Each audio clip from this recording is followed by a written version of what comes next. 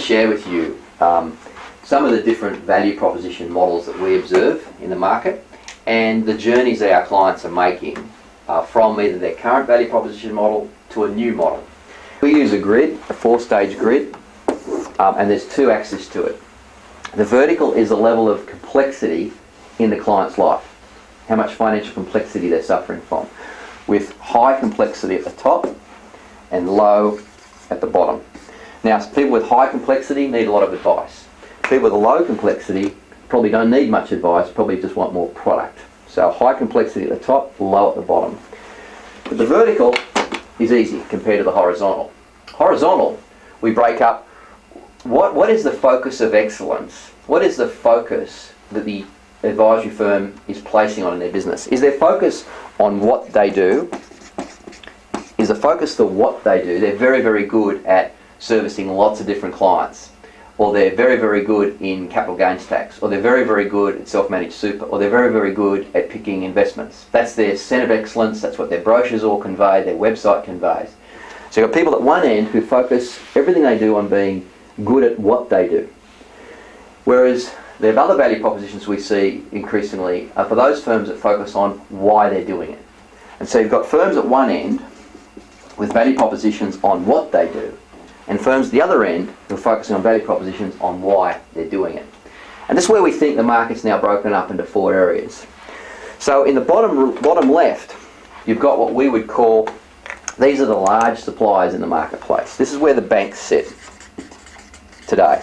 They're very, very good at having a fairly clear, this is what we do, we're compliant in what we do, we're good at what we do, and we're trying to serve a mass market that hasn't got much complexity in their life.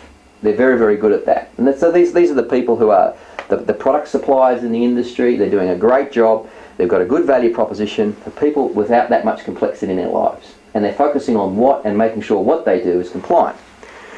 Up here, you've got people who I call are the gurus in the marketplace. Now, whilst you can have gurus and advisors in every box, but these people, outstandingly, their guruship is earned on what they do.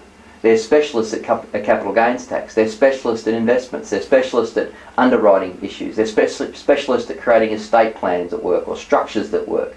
They're very, very good at what they do, and that's their expertise. It's like Sydney's best orthopaedic surgeon, for instance. They're known for what they do. Now, these are the likes, I call this the Warren Buffett quadrant. I call this quadrant down here the Walmart or the Coles or the Woolies quadrant.